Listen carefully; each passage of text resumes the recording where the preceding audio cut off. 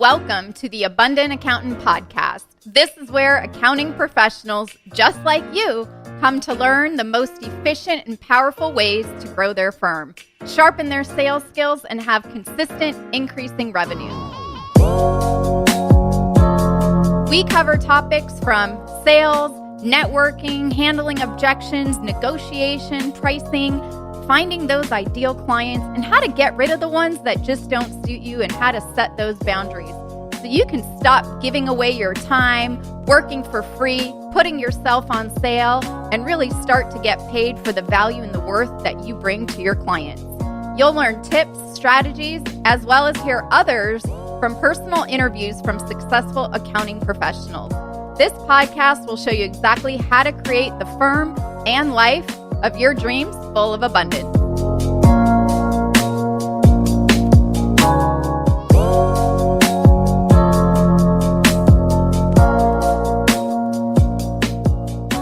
Welcome to the Abundant Accountant Podcast. Today, we have a very special guest. Our special guest is the co-founder and partner of Tri-Merit Specialty Tax Professionals and is a widely followed author, lecturer, and podcast host for the accounting profession.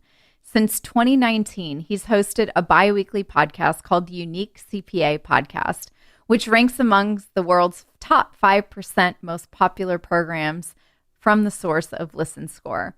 You can find articles from our special guest in Accounting Today's Voices column, the AI CPA Tax Advisor, and many more publications. He is also a regular presenter at conferences and trainings around the country, and also the CPA societies and other industry associations. But before we welcome our special guest to the show, if you're an accounting, tax, or bookkeeping firm owner and you want to double your revenue, but you're still trying things like getting more clients, or you keep sending out quotes and proposals hoping you get responses from your clients, or you're negotiating or discounting your fees and pricing based on whatever your competitors are charging, then I imagine that you are suffering through every single tax season, every single year, or even worse, simply working way too many hours and on the verge of burnout, which we are going to talk about today, right here on today's podcast. And you really need to stop all of that right now. It doesn't work, and it's just going to leave you completely burnt out with an empty bank account and making just enough money to get by, almost feeling like you're living paycheck to paycheck. And the simple fact is, the clients that I work with use a proven system, a step-by-step process to raise their fees, double their firm revenue, get paid first and upfront, and have no accounts receivable while working less hours and spending time with their family and their kids and not working late at night. If you want me to show you exactly how to do this, go to theabundantcall.com right now and book your call with me and my team. And now let's welcome our special guest, Randy Crabtree, to the show. Welcome, Randy, to the show. Well, thanks for having me, Michelle. I'm really looking forward to this. Thank you so much for being here with us today on the Abundant Accountant Podcast.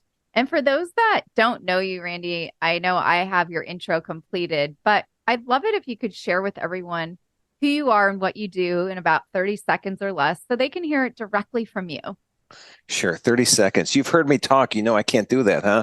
I know. Well, that's why we're going to talk for 30 to 40 minutes today about a very, very important topic that I can personally relate to, and I can share a little bit about that. But this is all about, you today and helping these firm owners not only increase revenue and profitability from eliminating and reducing burnout. I know people are burnt out. I hear about it all the time, but who are you? What do you do? And why are you here?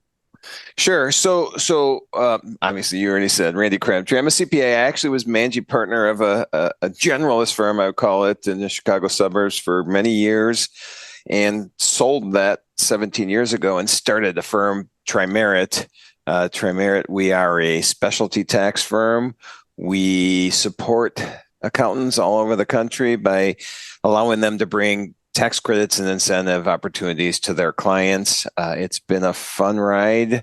We just yesterday, or I think actually technically today, we're listed as the 1,833rd fastest growing privately held company in the U.S. by Inc. magazine. So it's our second straight year. Thank you. I appreciate it. I'm very proud of the people that I work with and what we've done. And so that's what I do. I'm going to take 2 more seconds. In addition, I host a podcast called the Unique CPA Podcast, where we talk a lot about ways that we can just be better as a profession. Great. Love it. Well, I can't wait to be on your podcast. We will get it done. We will get it done. But I know you are here today, and today we are talking about burnout. I know burnout is a thing. So before we even dive into burnout, what is burnout, Randy? Yeah, so burnout. It's funny. Everywhere I look at burnout, I get the same exact definition. So it's pretty easy to explain. Burnout is. I'm going to back up a second because burnout's related to stress. So stress in general is not a terrible thing. And you and I were together in Seattle at a conference about 2 or 3 weeks ago. And I think I might have used this as an example at that conference, but I got asked to do the keynote presentation, and I found out about 2 hours before I was going to give that. And stress kicked in, and it caused me to act, and I got things ready, and I got all things prepared, and boom, 2 hours later, we're ready to go. So that stress by itself is not bad. So when we look at stress, as long as we can control the stress, it's not bad. Uncontrolled stress is where the issue comes in for us, for our profession specifically, but all over the board. And uncontrolled stress, chronic stress is where burnout kicks in. So if we have these constant deadlines, we have this constant emails from a client we don't want to deal with, we have a constant, the same project over and over, all this stress, all this deadlines is going to cause us to go through basically, there's 3 different aspects to burnout. One, because of all this chronic nonstop stress, we just start to feel tired, exhausted, just, our energy is depleted. 2, there's 3 aspects to it. 2, we just start to feel negative about what we're doing, cynical, like, oh, I can't believe I have to do this again. Oh, I got to spend another 4 hours on this. I'm not, what am I going to, I can't do this. I can't do that. You just start getting negative, not enjoying what you're doing. Well, and I think also aggressive. I think a lot of people get angry, which leads to aggression and being infuriated with themselves, with their clients, totally annoyed from their client. Yep. And become dismissive overall. Yeah. No. That I would say that you can add that to a signs that burnout is kicking in as well. And then the final thing is just efficiency goes down because we're tired, because we're exhausted, because we're cynical. Our efficiency goes down, but our workload doesn't go down. So what do? We start to work longer. We come in earlier, we leave later, we work weekends, we're on 24/7. And so that just snowballs because we're already in this burnout situation. And now to try to fix it, to get out of it, we try to work longer and it just doesn't work. And so we keep rolling down the hill and it keeps getting bigger and bigger. And that's the thing that we need to figure out ways to control. Yep. And I think, that's the big one we're going to talk about because having this uncontrolled stress is what we're talking about. The good stress is okay. But when it's out of control, it turns into overwhelm. And then we get tired and then we become unfocused and we can become sleepy.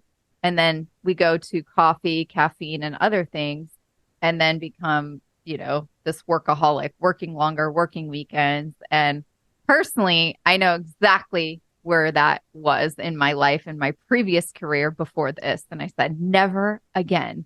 Nice. So, Randy, what are the 3 ways a firm owner can manage this uncontrolled stress?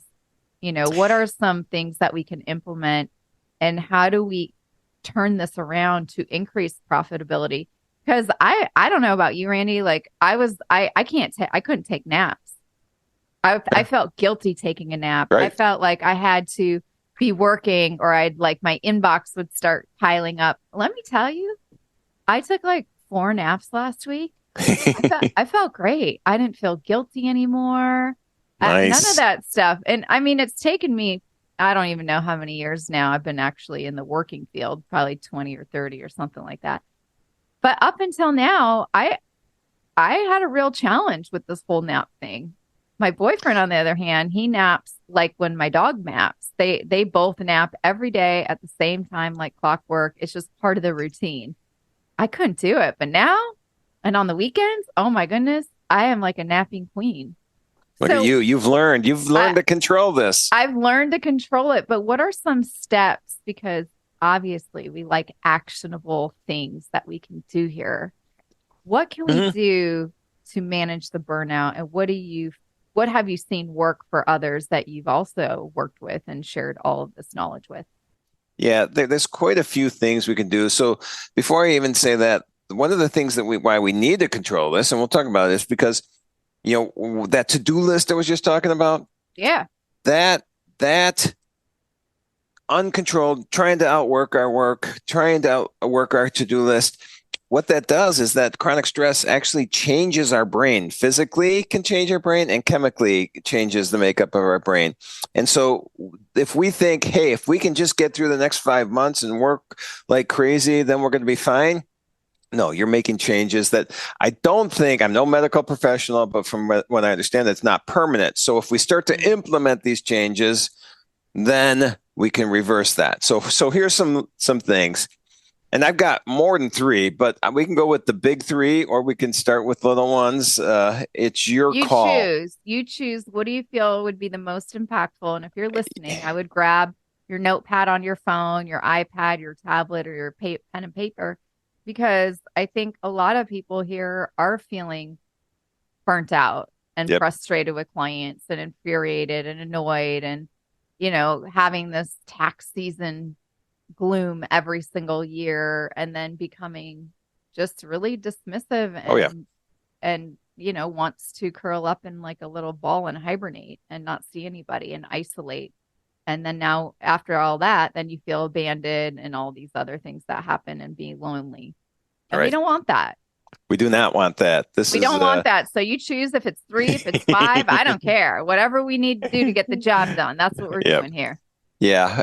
So let's start easy because if we start deep, people might shut down and like, oh, I can't do that. And so what I just mentioned about your brain needing rest, your brain needs to take a vacation occasionally and not just, at evening when we try to sleep, because when we're in this burnout, we're not sleeping well either.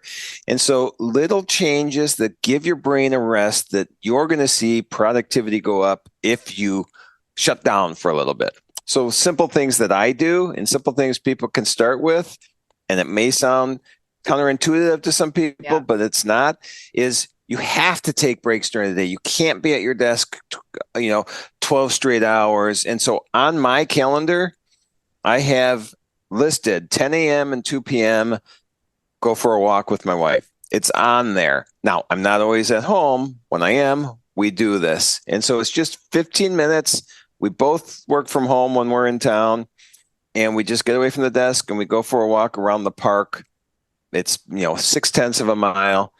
We get back and we get back to work. That little rest for your brain makes a big difference. So that's a little thing. Don't eat at your desk. Even if you sit in the corner of the room away from your desk, just get away, let your mind relax. Do some meditation, which I'm not good at, and I want to do more because everybody that I talk to that does it swears about the rejuvenating effect that meditation has on their brain. And so those are just some little things. Try to implement one. Go sit in the corner and take 4 deep breaths or something. Just something little, just to get yourself a little bit of a change in your routine. But some of the big things that you can do, and they're not, I don't mean don't be afraid of these. That's going to take you too much time. You're not going to be able to implement. But some of the things you can do is manage your time better. And what we do is we're often so reactive. Client calls, we got to answer it. We get a text, we got to answer it. All of those distractions, and I can't remember the percentage, but it takes you, 15 minutes to get back on track to what you were doing before. So now you just lost productivity. You lost productivity, you're losing profitability. And so by managing your time, I think you can work less hours overall as a firm, bill at least the same amount, and show profitability go up. So I have a friend, Courtney Durandi. Courtney's managing partner of a firm in Iowa. I've been very lucky to talk to Courtney a handful of times. And what Courtney was doing, she was looking at the crazy hours she was putting in during tax season, specifically tax season, but all year round.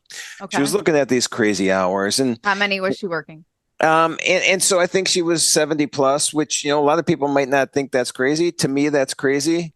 Yeah, Um, that's crazy. I can barely work 6 hours a day. So, yeah. Well, when I had my firm, my generalist firm, before we started Trimerit, my tax seasons were, it felt like 12 hours a day, 7 days a week. It was insanity. And that's one reason I sold my firm, because I just did not manage my time well. What Courtney did, she saw this, she didn't like it. She wasn't happy. She was away from her family too much.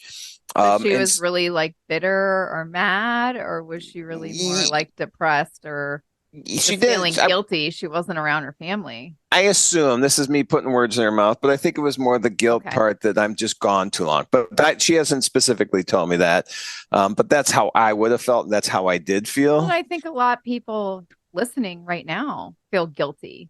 We Yep. feel guilty because we're at work all the time. We're not at home seeing our kids. We're not having dinner with the family.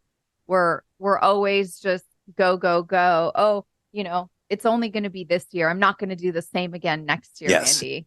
And Right. then next year rolls around and nothing changes. Yep. And then we start to feel ashamed and we feel just completely empty. And Yep. then this burnout really starts to take a toll. Yeah. What we do and what we plan to do are completely different. We go through that and we say, okay, I'm not going to do this again. This year, I'm going to become efficient. This year, I'm going to automate more. This year, I'm going to change my processes. And then the end of the year comes and we haven't done it. And then we think, well, just one more year of going through this and then I'll be fine. And we're sidetracking now. I'll get back to Courtney here in a second.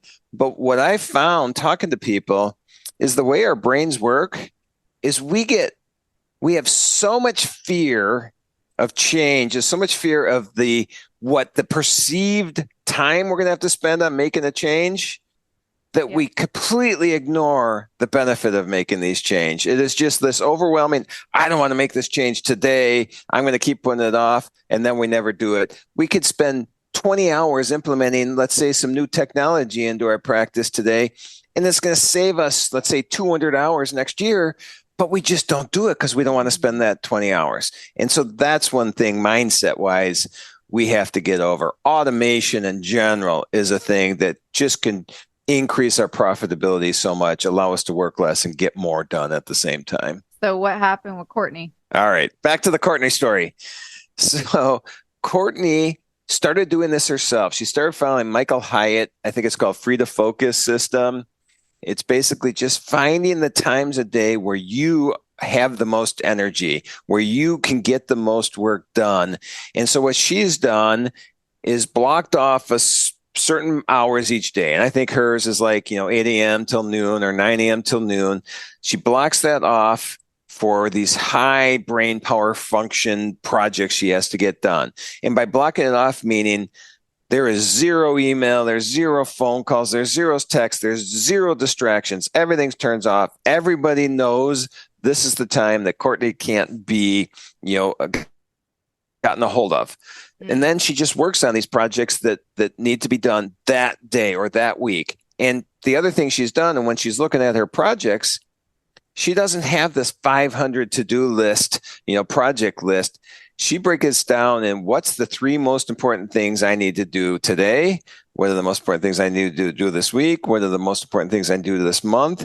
And anything else that's after that is not that important, or she delegates that to someone else who maybe enjoys that other kind of project that she just doesn't have a chance to get to. So she does this. She concentrates, she blocks off the time, she works on these important projects, come noon, takes a break.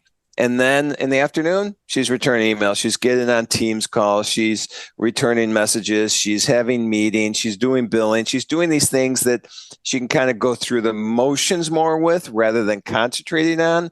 And by making her time more efficient, what she did with this, and I'm simplifying this, you can actually go on YouTube and Courtney has some videos where she talks about this. But what she did the first year, I think she actually got down to 55 hours a week during tax season. She then implemented this for the entire firm. She was like, okay, this is working for me personally. We need the firm to start doing this.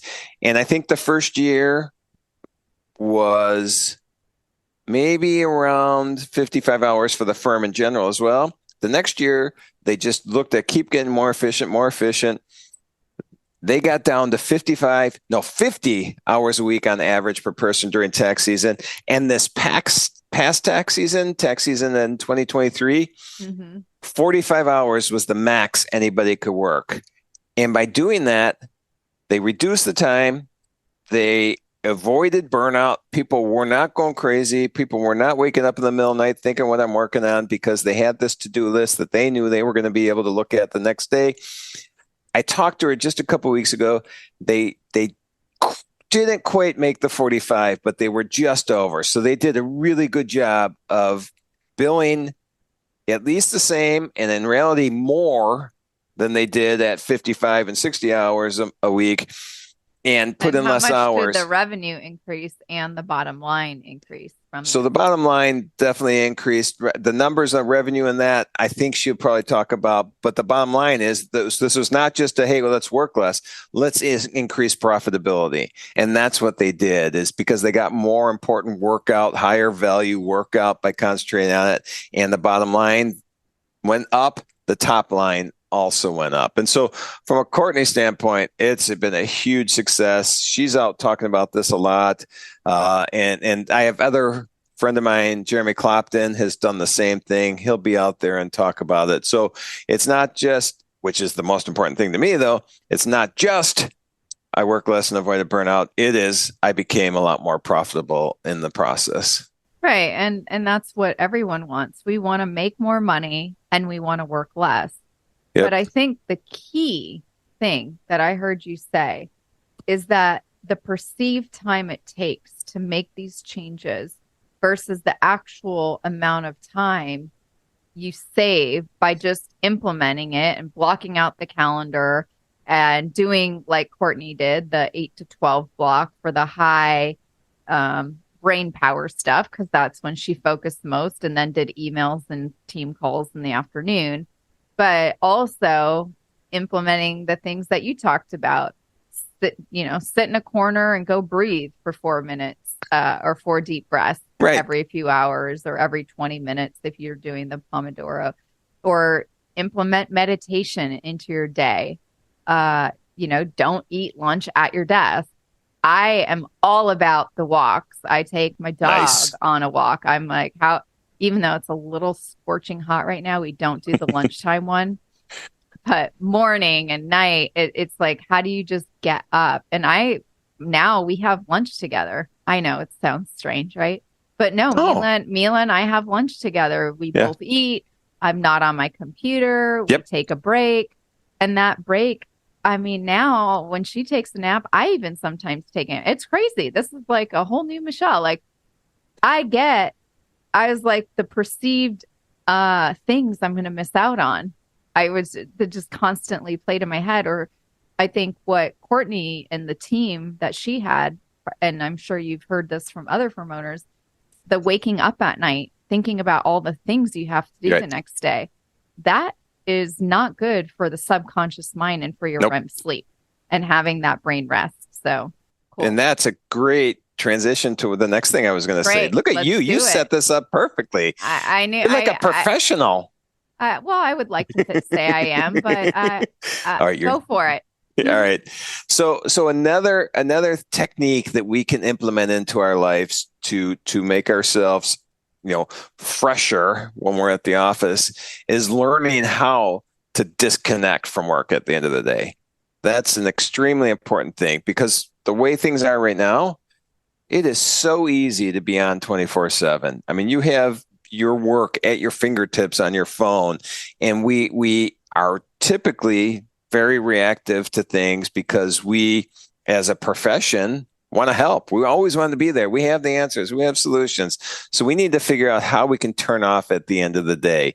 And so another friend of mine, Brian Cush, has gone through this with me. We did a webinar on it. I had him on the podcast talking about the same podcast you're going to be on. Had him on the podcast talking about it. So Brian, how do you disconnect? So this is Brian's method, and this is Okay. what I try to do. So there's a 3-step process.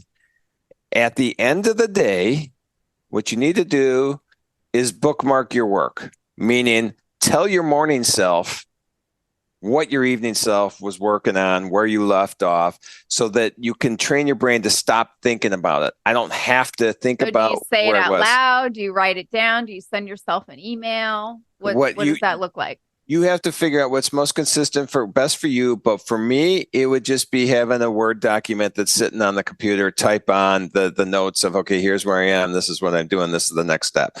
But be consistent. Don't have it as a voice message. Don't have Siri do it. Don't have, an email and a text message and all these at different places, because then your brain starts to, where did I send that? Where did I put that note? Use the same methodology each time. So for me, it's Word documents on my computer. Here's what I'm working on. Okay. Then again, we're just training our brain. Your brain is very trainable. You can do this, but it takes some time. So you got to coach your brain. Exactly. Perfect. I got to use that. Coach. Yeah, thank you. You have to coach your brain. Just like, I coach my clients to make more money and make these changes and hold their hand. Yep. We have to be our own coach for our own brain, or you need to go get a brain coach.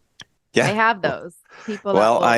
That's where I fell in. I had to go get a brain coach at one time, and it wasn't technically a coach. I had to go to a therapist because of mental issues that I was starting to deal with from all the stress at work and outside of work stresses. And that's why I'm so passionate about this now, because I don't want people to go down that path that I did. And I'm luckily very, very, very far removed from any of that now. So, okay, back to Brian. Second thing is, you've now bookmarked your work. Now what do? We have to come up with what he calls an instead of plan. So instead of leaving the office, whether it's at home or at an office, and going home and thinking about work, I'm going to tell myself, instead of work tonight, I'm going to read a book. I'm going to go to a movie. I'm going to go work out. I'm going to do a woodworking project. Just come up with a plan of something you're going to do when you leave the office, so that you now train your brain. It's not work anymore. It's this instead of thing. And then last is having, and this is, I think, kind of what you asked before, but a mental and a physical shutdown. So end of the day, close your computer, boom, physical. End of the day, meditate, say a prayer, do some jumping jacks, do some push-ups, do something, both mental and physical. At the end of the day, again, getting into this mode of training your brain, coaching your brain to shut down. And by doing this, what you mentioned before, you're not going to wake up at 3 a.m. thinking, what am I working on? What's happening? What do I need to do tomorrow? Don't forget, that project. I forgot about that project. Because you've set things up that, yes, I know what I'm going to do tomorrow. I don't have to worry about work tonight. I don't have to look at my emails at 8 o'clock at night. I don't have to respond to emails at 10 o'clock at night, which when you do that, you set such a bad example for people you're working with. And then do the physical and mental shutdown. You're going to feel so much. You not only have to coach yourself, but you have to train yourself to transition. Yep. It's almost like, what is that thing that has you feel content that has nothing to do with work? Or what is that thing that has you be more of in a playful mood or in a peaceful mood that has nothing to do with work? Like you said, reading a book or doing a woodworking project. Or for me, man, it was getting a dog. That'll change things up quick. She doesn't let you work. No. She starts barking and gnawing at you like, okay, it's 5 o'clock. It's time to play with me. Yep. So if you don't have a little puppy, trying to get your attention, then you have to create that. We have to transition into that part of our day. Maybe it's your kids, you play games with them, you help them do their homework, but it's really, like you said, that mental and physical shutdown. What do you do personally? How do you make that transition? Yeah. So for me, it's just the biggest thing that I was a culprit of doing is looking at the phone, looking at the emails, looking at the team's messages at all hours of the day. And so in order to do my shutdown, turn the computer off. But my instead of plan also includes instead of, work, I have to concentrate on I'm not going to look at my phone. I'm not going to look at my emails. I'm not going to send messages out at 10 o'clock at night. So that's the biggest thing for me is just training myself to realize I'm not going to pay attention to work after 5 o'clock. And in reality, for me, it's after 3:30 now when I'm at home. That's when I stop. That's when I shut everything I love down. That. Mine's about 4:30, 5 o'clock, but I don't really get a good start to working anything until 10:30 or 11. Right. Yep. And I'm not obviously, perfect at all this stuff. I'm on the road a lot, and it's a little harder when you're on the road, but I just have to change the routine. Because when I'm on the road, I'm hanging out with people and having such a good time. Right. But that's your instead of plan. Instead of working, I'm going to go have a cocktail. I'm going to go to a baseball game. You're doing other things. It's just looks different when you're not at home. Correct. Yep. Lovely. Yep. Well, I'm loving all this. And I think you said you had 3 big ones. So the first one, again, to recap, was manage your time better. The second one was learning how to disconnect from work. And the third one is? Well, the third, my third most favorite, there are more, but my third most favorite is your company's culture is one of the most important things that I think often gets ignored because we're so motivated by the billable hour. We have to get this more. We have to work more. We have to spend more time, in the office so we bill more. And we don't really we don't think about people as people. We think about more as, there's another hour we get to bill. There's another bill we get to send out. And so for me, creating a culture where people feel rewarded, where people feel that they're doing something important, where they can, most importantly, where they can be themselves in the office, giving people the freedom to work when they want, where they want, as long as they know they got to get projects done at this time. Corporate culture overall is, I think, it takes intention to make a place where people enjoy being part of. But I'm a huge fan of John Garrett in his book, What's Your And?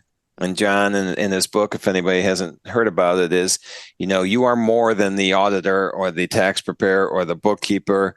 Who you really are is the passions you have outside of work. So the mountain biker, the hiker, the a violin player, the chef, whatever you are outside of work is really defines who you are. And then if you can even integrate that into work at somehow, or at least be able to share that at work, it is just, I think, life-changing. And we've implemented we have about 70 people. One of the most important things we do is learn more about the people, who they are, rather than what they do. And so every time we hire a new person, teams call them out of the blue. They probably wonder why is Randy calling me? Or they might wonder, who's Randy? But I call them and we don't talk about work at all. We just talk about what they enjoy, what their passions are. And when you implement something like that into the office, there's studies out there that show, and I think the percentages are, if 96% of the people who have 3 close friends at work are more satisfied with their life, and that they're more satisfied with their life, obviously that's going to translate to a better work-life balance and a better mental state and figuring out ways to avoid burnout. So it's not as easy, or it has a harder to define culture, but creating this atmosphere where people feel they can be a part of and be themselves in it, I think is so important. And that's a big one with me. And what do you think, Randy, for the people that might just have 1 or 2 people in their firm, or they're a solopreneur? Yep. And they run their own firm totally on their own. Yep. What would you think would be the best for creating the culture for someone by themselves, or even if they add a part-time admin or someone offshore? What would that look like to you? Yeah, I think part of it can be, if it's just you two, if it's just your solo or 1 or 2 people, maybe create something like this with your clients. If you get to know your clients on this level, yeah. I mean, that's just going to be, they're going to be so astounded that you want to know more about them personally, that you want to learn deeper, build a deeper relationship with them.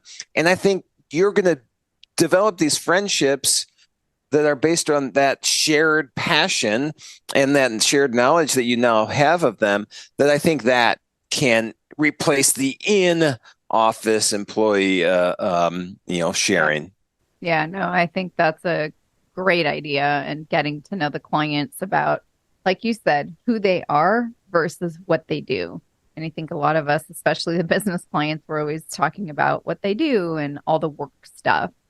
So thank you, Randy, for sharing. And I know you had one other really amazing story about someone who really made these changes in their firm. And like I said, I think the biggest thing that I got out of this, and I think, someone listening has an objection. It's like, I have so much stuff to do, Randy. Like, you want me to do all of this, and the perceived amount of time seems to be so much greater than the actual amount of time to make these changes, which making these changes increases profitability, increases your revenue, decreases your stress. If you're on medications, we'll remove those. If you're having anxiety, you're dealing with depression, we'll start to diminish that as well, because all of the stress creates all those other problems and challenges that we deal with. Yep. And I think another thing that you, just based on building what you said, increasing revenue, if you start to build your passion into your work, and something simple, and I know you were probably trying to wrap it up, so sorry, I'm going on a tangent for a second. No, not at all. But if you can implement your passions into your work. So let's say you really like going out to restaurants and dining, and you're just so into it, and just everything about these fine dining restaurants. Well, you know what? Get a client. Get a second client. Your passion's going to show through. And when your passion shows through, you're going to build this relationship with this client, and they're going to be looking for you for all different kinds of services. And so now you can go deep with one specific client, but you're going to enjoy it so much because you love that, or you love the trucking industry. Or I have a friend who just a year ago pivoted from working with restaurants, were his main client, and decided he really was somehow, I don't know why, most people don't, but liked working with lawyers. He just liked everything about dealing with lawyers. And in a year's time, he has over 200 lawyer clients now, because his passion, his knowledge showed through. And when your passion knowledge shows through, your clients understand that your revenue, your relationship billing, the pricing you can charge will go way up, because they know that you have their back. Yeah. And you're more excited to do the work because you're also passionate about what they do. Right. Being the lawyers, or if you like fine dining and you like to go to all your clients' businesses for dinners every day or lunches, because now you're killing two birds with one stone. You're able to also get out and stop maybe the work aspect, but building the relationship and understanding who they are versus what they do, even though it is your client and it is still, I guess, considered work, but you're enjoying a meal, you're with family, you're with friends, and you're doing something other than taking work home in a way. So you're doing it's a 2-for-1 special. I am all about 2-for-1. Nice. Look at you. Awesome. Well, that was great. Yeah, no, that's great. That's a great story. And I imagine working with lawyers is very taxing. And how has that friend of yours implemented managing their time better and really learning how to disconnect from the work and really building that culture in order to service 200 clients and have increased revenue, higher profitability, but also not working crazy hours?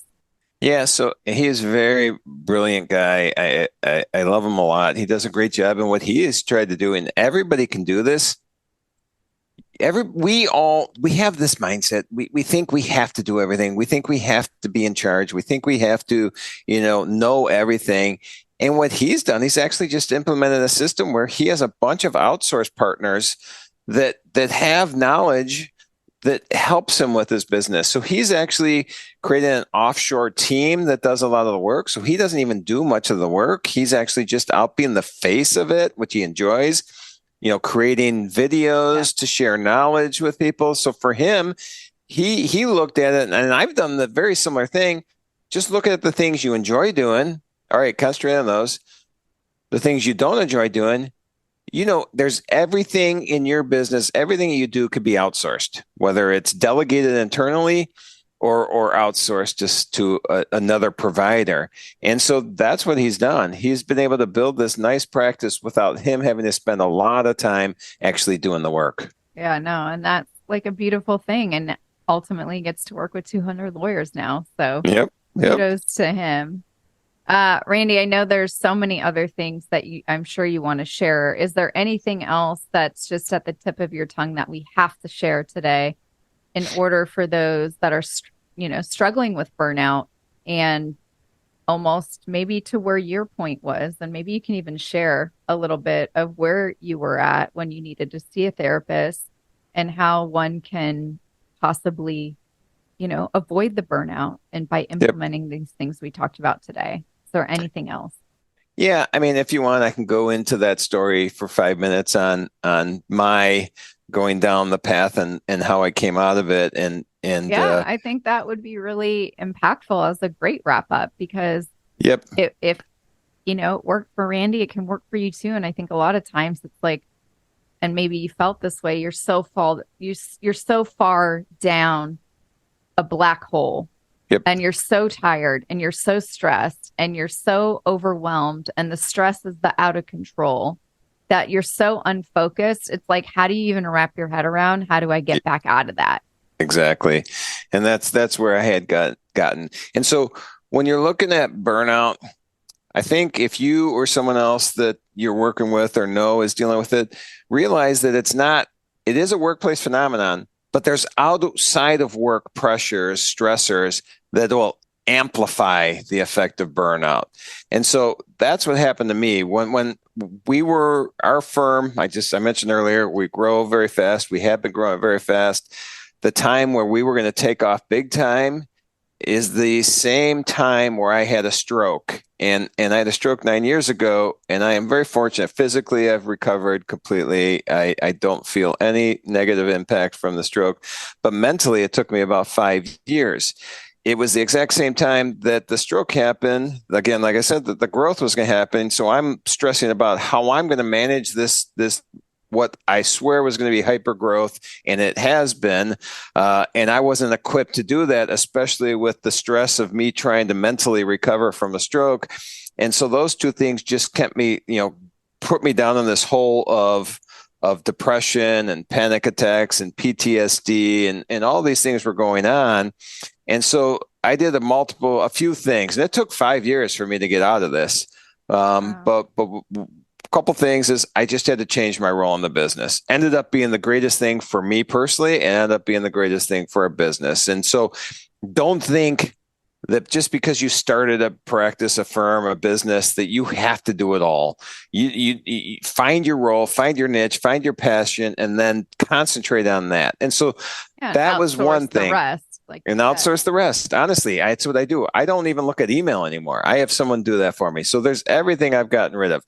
But from a mental standpoint, don't be afraid to reach out to somebody. If you're dealing with burnout, don't hide it, because that's the worst thing. People think, oh, this is a sign of weakness. I can't tell anybody that I'm struggling right now, whether it's mentally, and burnout in my mind is a mental illness, whether it's mentally, whatever it is. Be open about it. Be vulnerable. Vulnerability is, I think, one of the biggest tools you can have as a leader.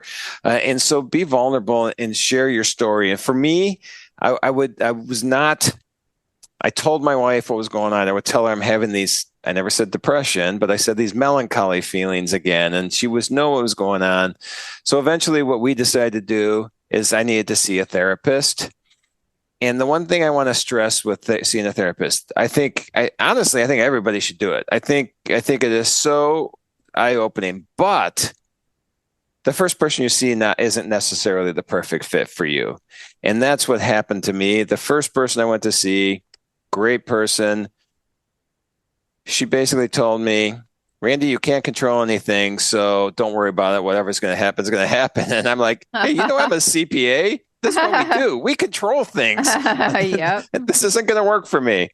So just ended up going to see a couple more people. And the third person, she just made me realize that I can control the way I think, at least. And so I got that thought process back in place. And man, the last 5 years after that change happened have been unbelievable. I feel like I'm living the perfect life. And so coming out from the depression to where I am today, that's why I'm so passionate about this. I don't want to see anybody take this burnout and go down this hole that they don't think they can get out of, because you can, and you can avoid it, most importantly. Yeah, you can avoid it, but you can also get out of it, and there is hope, and you just have to reach out for help. And if you have an insurance plan, I think with my boyfriend too, he wanted a new therapist, and he talked to 3 or 4. I think we booked 3 or 4 therapy appointments for a couple weeks. Right. And then he dwindled it down to 1, and he sees her every single week. And for some, like, just to have that outlet to talk about how you feel and everything, because like you said, you don't want to hide it and stuff those feelings. I'm not sure exactly what you said word for word, but I thought it was great. But I think being, Thank you. Not being afraid to reach out and asking for help, because you're human, it's normal, and you're not alone. So thank you so much, Randy, for being here with us today on the Abundant Accountant podcast. It's an honor to have you. And thank you for taking out the time. Thank you. This has been a blast. I always appreciate talking with you, Michelle. Thank you all so much for joining Randy and I here today on the Abundant Accountant podcast. It's actually one of my favorite topics, because now I love to nap so much, and I love to play with Mila, my puppy, and stop working. And she's always nagging me and reminding me all the time to just stop. So I think for today, it's like, what can you take away from the conversation that Randy shared? So you can avoid burnout. You can avoid a stroke from having the high stress. And you don't have to go and have those melancholy feelings. And if you are having it, reach out for help. Call the number or log into your insurance card provider and search for a therapist. There's people that are willing to help. But I know you can be afraid to reach out for help. I know it can be embarrassing. I know it can be scary at times as well. Or it's like, is it even worth it? I get that too. But I promise you it is. You just have to make that next step. And by you listening here, you're putting yourself first today. And by putting yourself first, that's how you're going to avoid the burnout. What can you do for yourself? How can you implement all of the suggestions and things that we spoke about today with Randy? And if you need some help because you do want to double your revenue, and you're trying things like getting more clients and getting more stressed out every tax season, and you're negotiating, discounting your prices, or you're basing your prices on the competition, I imagine every single year you're suffering through tax season. And that story of I'm going to make a change next year never happens. Next year comes around, you're doing the same thing. And that is what happens when you're on the verge of burnout, and you got to stop all of it. And the simple fact is, the clients I work with are using a very simple step-by-step process. So if you want to have no AR, you want to work less hours, you want to create these efficiencies that we've talked about, and you're ready to make a change in your firm once and for all, and you're done with your old stories, let me show you exactly how to do this. You don't have to reinvent the wheel. Head on over to theabundantcall.com and book a call with myself and my team, and we'll walk you every step of the way. Step by step, we'll hold your hand through the bridge of fear, and we've got your back. So once again, head on over to theabundantcall.com, and we look forward to speaking with you soon. And I look forward to seeing you on our next episode. Have a beautiful day.